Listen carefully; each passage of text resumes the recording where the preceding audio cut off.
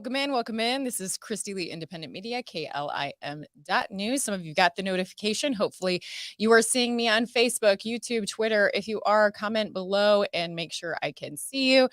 Here today, I am with Dr. Syed Haider, and he has been a practicing internal medicine for over 10 years, obviously been through the pandemic and helping treat patients. And we're going to be talking about these shortages and how people can prepare for just the coming disaster, to put it lightly, that we're already seeing. So just wanted to dive right in because I know my time is not as long as I would necessarily like it to be with you. So the biggest thing a lot of people are talking about right now is they're seeing all this baby formula, the shelves, they're just barren. What is your take on that? Yeah, so we have just-in-time supply chains. So anytime, if the supplier, if something happens and we're not getting, refreshments in a timely fashion, then we can end up with these kind of supply chain breakdowns. So baby formula, you can mix up something at home. I mean, it's not the end of the world. I mean, it's certainly, a lot of people are having to choose a different, formula than the one that they prefer, and some people just can't find any formula. But you can go buy some milk and you can mix up something at least to give your baby. More importantly, we've seen a lot of different products in the last couple of years end up having trouble getting different products on the shelves, but we haven't seen anything that's like really critical, right? So one thing that people oftentimes don't think about is medication. So if we didn't have access to some like really critical medications, that would throw a huge wrench in our healthcare system.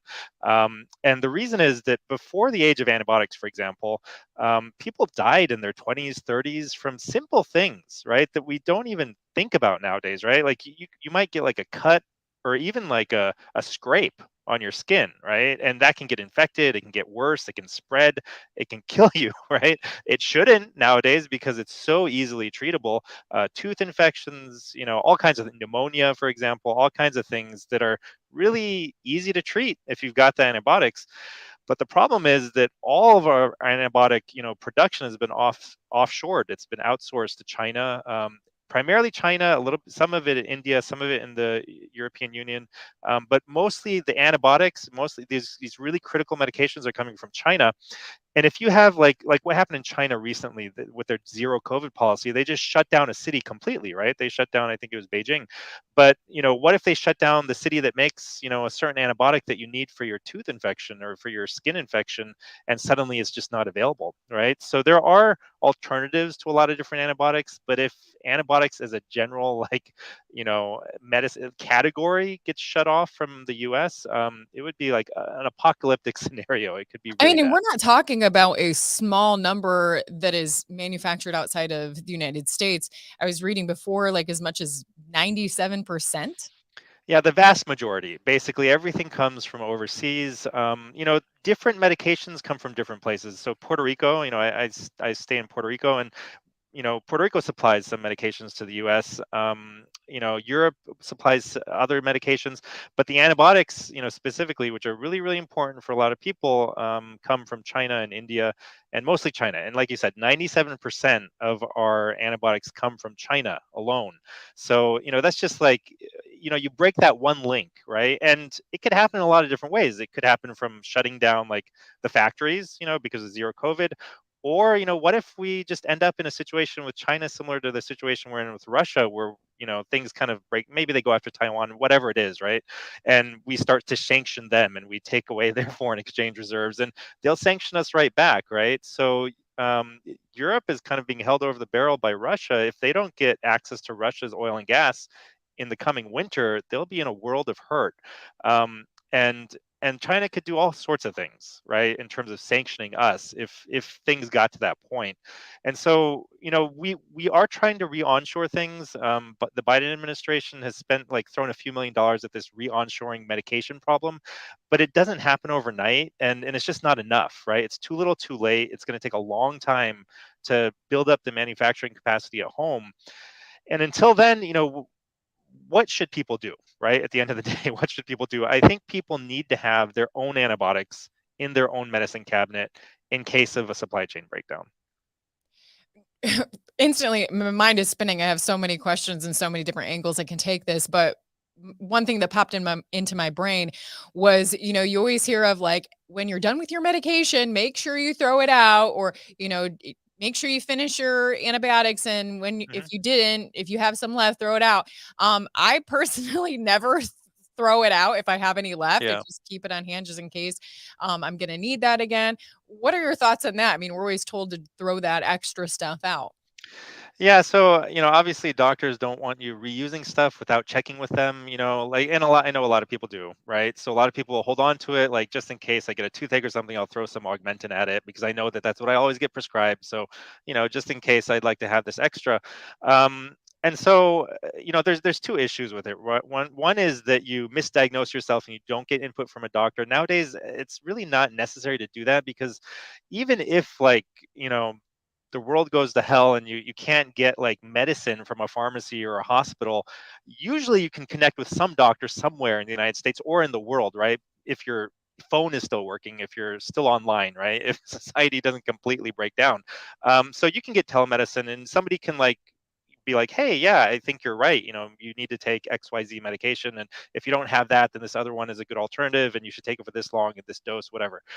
So telemedicine really helps. And I think people shouldn't think that, I just want to prescribe the medicine and then they should just decide themselves based on reading my ebook what to take, right, for what illness. So that's one issue, that you take the wrong dose at the wrong time for the wrong thing. And then the other issue is, medication overuse, right, is part of that first issue, that like you don't want to kill healthy bacteria if you don't have to. You don't want to make certain bacteria insensitive to antibiotics, develop resistance because you didn't take enough or for long enough. So, we just want to make sure people use it properly. And then the other concern is, will it lose efficacy, right? So, everything comes with an expiration date, 1 or 2 years for most medications. So the US government actually studied this issue with antibiotics specifically like 20, 30 years ago. They kept antibiotics like sitting on a shelf for like 20 years, and they found that they basically didn't lose much efficacy at all. They were still 90% effective after 20 years. And you can extend the efficacy, make sure it's a cool, dry place, put it in an airtight food storage container, which is easily available online or maybe even at Target, Walmart. So those things can extend efficacy even more. And just to give people some idea, like if you tell me I have antibiotics that are 90%, you know, effective, I wouldn't change the dose that I prescribed you. I wouldn't say like take double or take 1.5 times. You would take the same dose. Okay. And then I another question. It's kind of ironic that we have this interview today because it was actually you, just by chance, that I was connected with when I was looking for preventatives. And we won't mention the names because the we won't let the Yeah. checkers perk up. But there was certain medication that I wanted to have on hand, preventatively, and I was being proactive. Wanted to make sure it was in my home, and I was able to get that through you. I imagine because I was able to get that through you, there were others that had found their way to you and were able to get those prescriptions. I wanted to ask, did you have any situations where, because you were providing these unrecommended Yeah. medications, did you have any backlash? Did you have your license threatened? Anything like that? Yeah, there was some backlash. I mean, pharmacists threatened to report me, and pharmacists did report me, and like, some insurance companies reported me to medical boards, and so I fielded a bunch of like complaints from medical boards, and most of them are kind of fishing expeditions where they're trying to like trip you up and get you to say the wrong thing and make, like one medical board, for example, was like, you were using experimental therapies without like any authorization, and you were running an experimental trial on your patients, right? I mean, they were trying to get me to like admit that I was doing that, right? Whereas, like, I mean, they know it's off label. They know it's not like an experiment. It's not like I was running an experiment. I was using something off label, which is, a And common this thing is in something medicine doctors have and all the done, time. yes, for decades, right? Yeah. Use off-label, Well, communicate with each not other. just that, but like the degree to which we use it, like most of medicine is off label, right? Like you go to a doctor and you get, okay. So for example, like the treatment of scabies, right? You use the medication you use for scabies, which is this, medication that cannot be named anymore, right? You can't even talk about it, even if you're talking about scabies anymore. But anyway, the medicine you use for scabies, it's an off-label indication for scabies, right? And that's what we're using for this. That's what I prescribed you, and so off label is done all the time. right? Like, so 40-50% of what I did as a hospital doctor and what's done in clinics and what's done in like neonatal ICUs is off-label stuff. Yeah, and what's crazy is because we can't have any studies that we trust, we can't really know the effectiveness. I mean, anytime I'm like, well, I have been fine. My husband experienced the virus and used this horse medicine and was better in 2 or 3 days. And anytime you tell people that, and I have countless other examples. Oh, anecdotal, not causal, but like you could say the same thing for the recommended way to approach it, so it's all crazy. But a lot of questions in the comments already, which I of course we're getting to that. How can people get these I mean, since there's so much resistance, since there's so many doctors that are afraid, how can people access the medications they just want to know that they have on hand? Yeah, so for this specific issue, the medicine used for scabies, that issue has actually started to pick up in the last month. So in the last month, we've had a lot more cases and a lot more hospitalizations, and I think we're hitting, we're going to hit another peak in the next, few weeks. So it's mygotodoc.com. That's mygotodoc.com, and there's a couple of things that are like we don't charge for that are I think really helpful. One is you can get a free ebook both for that issue and also for antibiotics, how to use antibiotics and, the different antibiotics that can be used for different things. There's an ebook for that too that you can request. And then people can register and sign up for free at that website and ask medical questions without any charge. So that's just a service that my staff and myself offer patients, and so you can go to other websites and get medical answers for free, but with us we have certain expertise, around the scabies drug and other things like these antibiotics we kind of have a more focused practice so we can answer questions about that. So it's my go to doc. That's mygotodoc.com. Yep. Okay, I'm gonna try and put that in the comments, folks. Let's see how that goes. And then show. All right. So go there if you want more information on that. Bringing it back to the baby formula situation. Suddenly today, seeing post after post about, well, here's some alternatives. So we know instantly that the fact checkers are going to be like, this is unsafe or that's unsafe when it comes to alternatives. Is there any kind of consensus with doctors? I'm seeing a lot of people talk about goat's milk. My husband actually was raised on goat's milk and he is alive and well. So I don't know how you feel about that. There's also an old 1960s recipe that talks about evaporated milk with is it called Caro syrup? I believe, which Mhm. sounds a bit unhealthy to me, but what are your thoughts on different alternatives? Yeah, so it depends on how far you can go, how much time you have, how much you can do. So goat milk, I think, is better and better tolerated than cow milk. There's so much, you can get really deep into this. So what we did with one of our children was the Weston Price formula for a baby formula, basically, and they try to get all the same nutrients that are found in human breast milk. So goat milk isn't the perfect substitute for human breast milk. It doesn't have all the same things that human breast milk does. All the same nutrients. There's different, levels of different nutrients in the goat milk and in cow milk. So if you want to try to mirror human breast milk as closely as possible, then I would recommend the Weston Price formula. You can find that online. Just Google Weston Price Foundation, you know, baby formula. And it's got a whole lot of stuff, and you're not going to have everything on hand. So you're going to have to order some things. It's got all these different oils that you add in, and you got to really mix it up really well. Otherwise, So it that Weston separates. Price, it gives like a recipe of how you Yeah, do they it. have a recipe, and it's kind of complicated. So you're gonna have to. You're not gonna have everything at home. I guarantee you.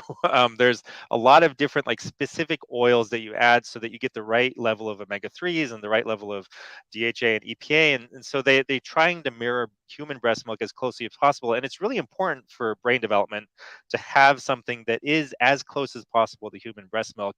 And so I would recommend don't use the stuff that's available in stores ever again. This is a good time to like find a good alternative for your breast milk, for your breastfeeding need, or for your child and formula needs. Because if you read the ingredients on the breast milk in the stores, it's a bunch of junk, honestly. Like, it's a bunch of oils that I wouldn't recommend that human beings use, and a bunch of other sugars. There's a lot of sugar in all the breast, or the infant formulas. And so making your own is actually far, far better from a health perspective for a baby. I wonder what the cost comparison would be to making your own. Do you think it would be any less expensive? It may be cheaper. I'm not sure, but you're trying to make like a functional food that's like a high quality, healthy, functional food, and you can't make a healthy food from junk food. Okay, so you can't like throw sugar and like powdered milk and expect that to be healthy for a baby. It's not. And like canola oil and all these things, right? Like, canola oil is terrible for human health. And I mean, I know it has like a heart healthy label on it, but it is not a good thing. And go down the rabbit hole of canola oil and some of the other like the sugars that are in these things. They are not good things for babies, or even for adults, for anyone really.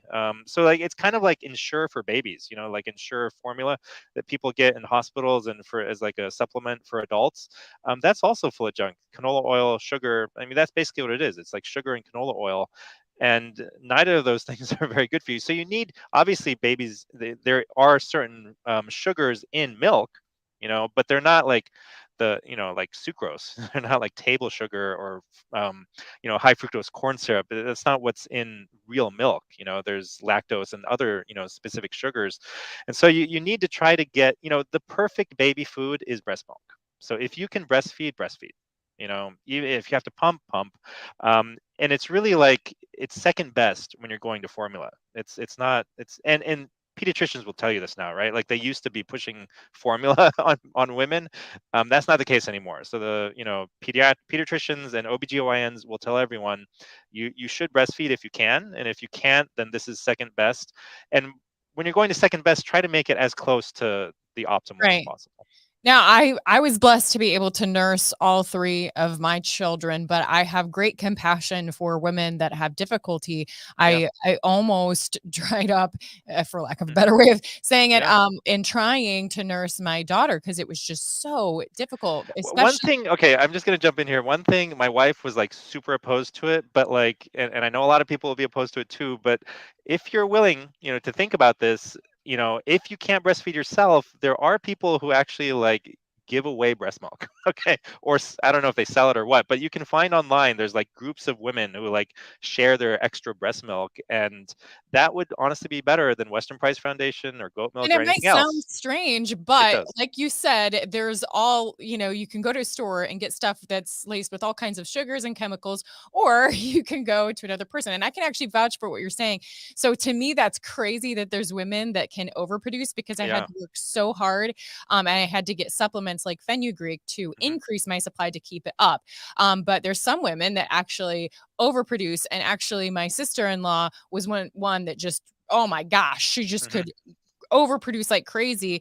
And then a friend of mine had difficulty, and I was like, this might sound strange, but she's willing to donate you some of her Yeah. milk. And she's like, I'll take it. So, it does happen and it works Hmm. out great. Yeah. So that's just my little thing to add with that. Yeah, and like, if you don't know somebody personally, I would still look around online. I mean, there's actually groups and places where you can find women that you don't know, just like in the modern world, you can just connect to people who are willing to help you out. And I With think those it's that would so important. concerned about the safety of that, I mean, don't those that at least the banks that handle that, like, don't they do testing or something? Yeah, so I haven't looked into it for a while. So I think when I was looking into it, it wasn't that like regulated or anything. So you would want to make sure that it's like immediately put in the fridge or frozen or whatever after it's pumped, and it doesn't fall below a certain temperature until you use it. But you don't want to like boil breast milk, okay? And that's the same thing when you're making like like a substitute, making a formula or like a mixture like the Western Price Foundation formula. um, I would recommend actually, if you can, getting raw milk, okay? Because there's a lot of things in raw milk that you're not going to find in boiled milk. But again, you have to make sure that it's like, it doesn't fall below a certain temperature and it's done all properly and it's like healthy. And so there are places in most states where you can get like healthy raw milk that's been like kept at a certain temperature and pumped, out of cows or goats properly. So that is another consideration. And with breast milk, certainly you don't want to have to boil it. You want to keep it raw. And I mean that it's a functional food, and it's not going to work as well if you boil it. So I mean, there's always like maybe you have to, use boiled milk sometimes, and so like do whatever you can, like as much as you can. But like at the end of the day, whatever your best is, that'll be, good enough for your child, and don't spend too much time sweating it and worrying about, oh, I can't do it all perfectly. So like you don't want to stress out your baby because you're stressed out that you're not giving them healthy milk. Right. So like, do the best you can, and then just like, just forget about the rest and just be like happy, and your baby will be happy. They'll get a lot from you. Like they will get stressed out if you're stressed out and worried that you're giving them something that's not good for them. I still want to talk about this attack on or this coming attack and current attack on supplements in the vitamin industry. And I also want to review what the medicines are that you should have on hand. But first, I just want to kind of close this particular topic out. I'm reading reports that there's factories that are just completely shutting down production of formula. Are you seeing that? And do you have any thoughts on why they would be doing this? We see them stopping transportation of fertilizer, stopping production of things that we need right now, and then meanwhile we're sending $40 billion to Ukraine. Do you have any thoughts on what's happening here, what they're doing? Yeah, I mean, it's speculative. So like it seems like you look at what's going on, and it seems like the administration wants a war, right? And um, there's obviously billion-dollar industries that are like chomping at the bit for war, right? They make a lot of money when there's a war, and they love wars because of that. They won't say it, but they do, and it's unfortunate. But I honestly, I don't know. Like I don't understand the deep economics of it, and I think most people don't. So it's in any complex system, you can try to figure it out and follow like the incentives, right? Like what are the incentives in place? But at the end of the day, like complex systems, especially like the real world that we live in, are just so complicated that sometimes you can't really understand why things are the way they are. But certainly the economic incentives for big business, for pharmaceutical industries and for weapons manufacturers, play a part in our government, a big part in what our government decides to do. And it warps the decisions that are made at the highest levels because there is this monetary incentive involved. Absolutely. Want to take a moment just to remind folks if for whatever reason this video you can't access it later, you'll see on the scroll that I am on Locals. You can find all my content on Clout Hub, Rumble, and the other alternatives where you won't have to worry about my content disappearing. So please take the time to do that. I know I have much more followers on these platforms, but we really need to grow that following on those other places so that you can continue to have access to this information, since they are currently talking about how they can further limit your access to information. Going back to the supplement thing, I was just reading a notice of a bill that they're trying to get passed to make it more difficult for those that make supplements and vitamins, and also those that like maybe fund their business through the sale of vitamins and supplements. What do you think will happen with that, and what's going on with our access to more natural methods to treat and prevent disease? So I'm worried about it, but a lot of bills get written, and most of them don't get passed into law. And hopefully, this will be one of those. But this is, what's happening is big pharma, right? They see what's going on out there in the world, and they're like, "Hey, this is eating into our profit margins. People are preferring natural solutions or supplements or whatever vitamins to going to their doctor and getting a prescription." And so, like the primary goal of any company is to increase their profit margin, and they have to just keep growing indefinitely, right? They take on more debt, and they have to like turn it into profit, and so they just expand and expand and expand. And so what we've seen in the last 20, 30, 40 years in America is this like encroachment of big pharma and medicine into every area of our lives, right? So they've medicalized everything, and they've like turned everything into a disorder that you can find a pill for and a treatment for.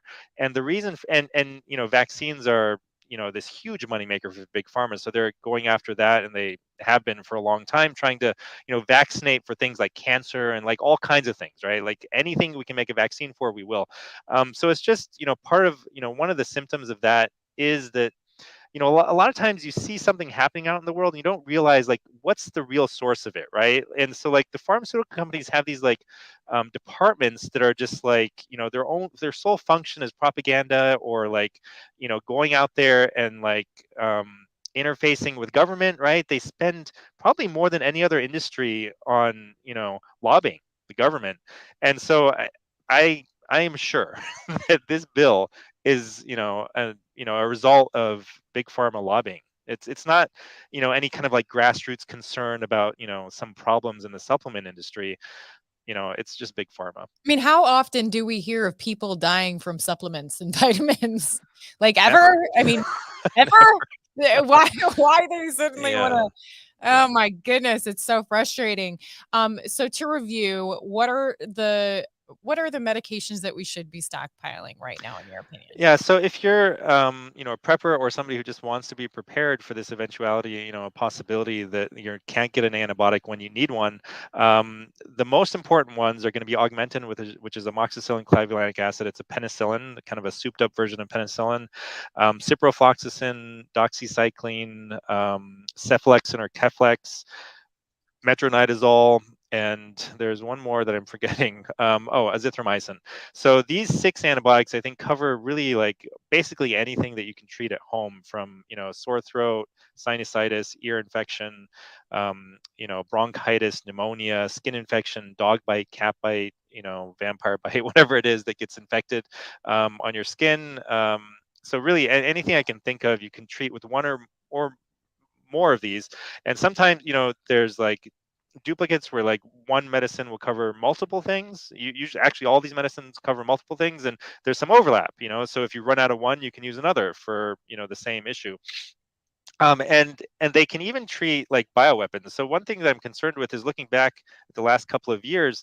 um, you know what we've experienced has had like a death rate which is like 0.1%, right? Very, very low death rate. But going forward in the future, if somebody wanted to attack a country with a bioweapon, there are bioweapons with like 30% death rates. Okay, like and they can be spread human to human. So these are things like anthrax, plague, tularemia, really, really scary things. And these antibiotics also treat those. And so the US government has a stockpile, but it's not enough for like the country, and there could also be a supply chain breakdown from the US government strategic national stockpile to your house, right?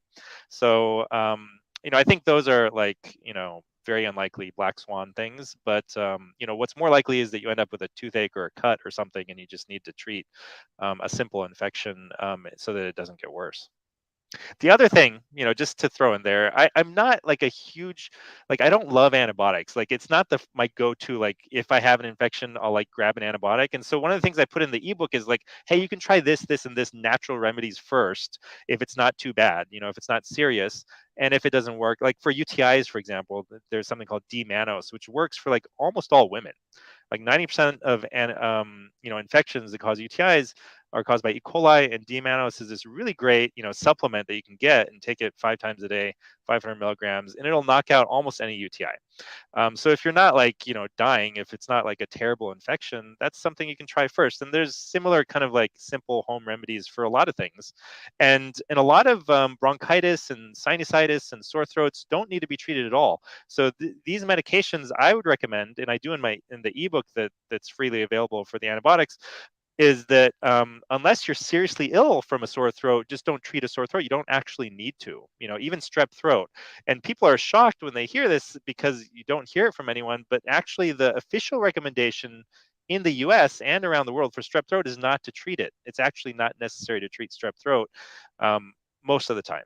So Wow. Are you worried about telling people to basically try and get their hands on this medicine before they need it? I mean, is there anything wrong with telling people to get medicine they don't So necessarily yeah, not need? necessarily. I mean, we've been doing this in different ways for decades. Like if somebody travels, like oftentimes your doctor will give you like a Cipro or something in case you get traveler's diarrhea, even though you don't have it right now and you may not get it. Um, and so like this kind of thing has been done a lot. It just hasn't been done to this extent before, where it's like, okay, well, I'm going to cover all your bases, no matter, just in case. And so it's like an extension of something that's accepted medical practice. So it should be okay, but you never know nowadays. So when you're telling people to get these, and obviously, then they'll have them on hand, and they can still obviously consult with a doctor. They Uh, should. They of yeah. course, yeah, that would be the recommendation. But this that way, at least you can get your hands on it before you can't get your hands on it. Mhm. How are you able to get them access to having some of these things on hand? Are there particular pharmacies you're going through? Is that part of the reason that you're kind of based in Puerto Rico right now? Does that make it easier? Tell me that. Yeah, so the Puerto Rican thing was just like the weather is here is nice, and like I can do telemedicine from anywhere in the world, and Puerto Rico is a nice place to do it from.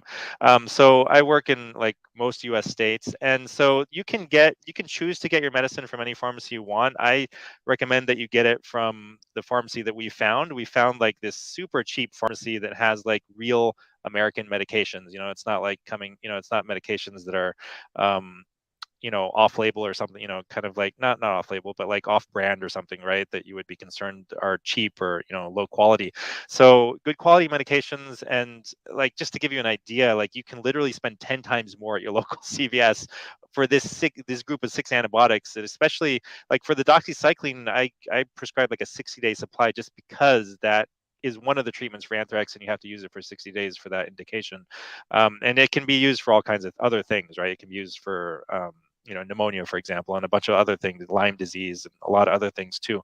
But yeah, so this pharmacy that we found, and we have a number of them, but the primary one that we use, I think, charges something like 80 to $90 for all these 6 antibiotics, and I think it's actually cheaper to like you can pay my doctor's fee plus the pharmacy for the medication, and you'll still end up cheaper than going out and buying like what do other people do, right? Before this, preppers have been around for a long time. They go and buy fish antibiotics, or horse or dog antibiotics or cat antibiotics, or they go to Mexico and buy antibiotics. This option is actually cheaper than all of that, and you get real human antibiotics instead of like antibiotics for your fish tank. Oh, well, let's not get into any medication for animals. Let's not go down that. We've already been down that road. Well, I see that I'm like over my time already. So many, like I said, different things we could talk about, different directions to take. But what do you want to be the main takeaway from this?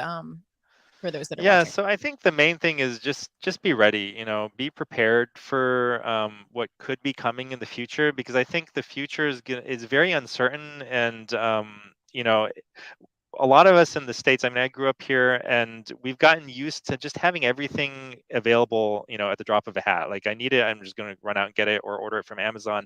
This may not be the future that we see in the next few years.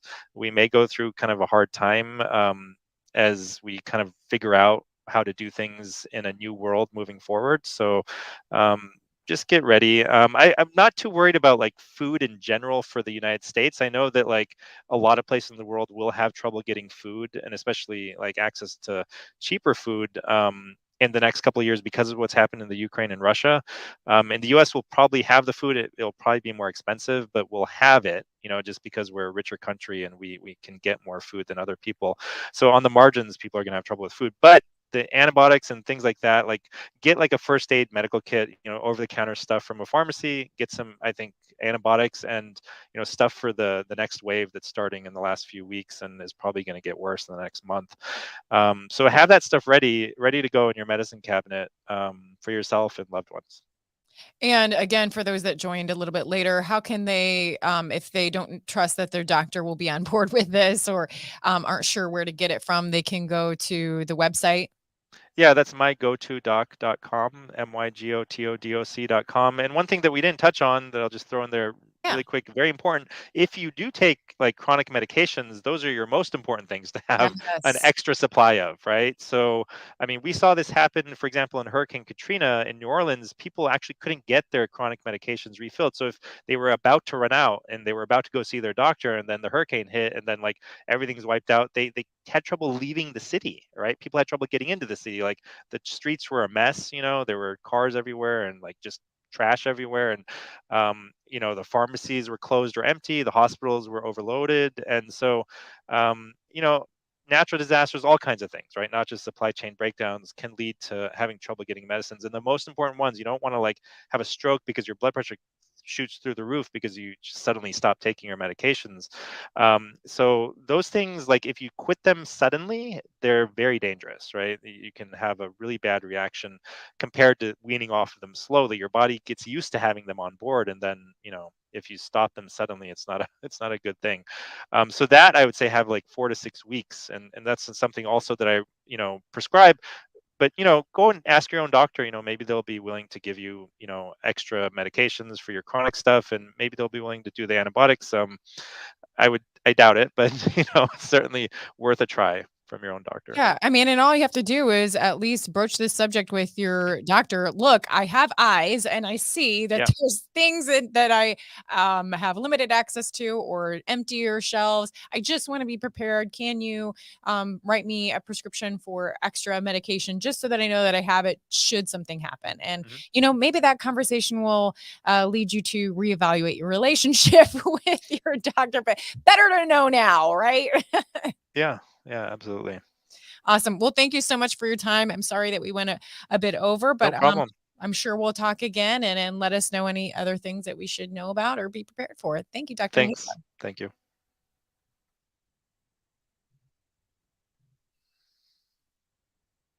All right. I forgot to use my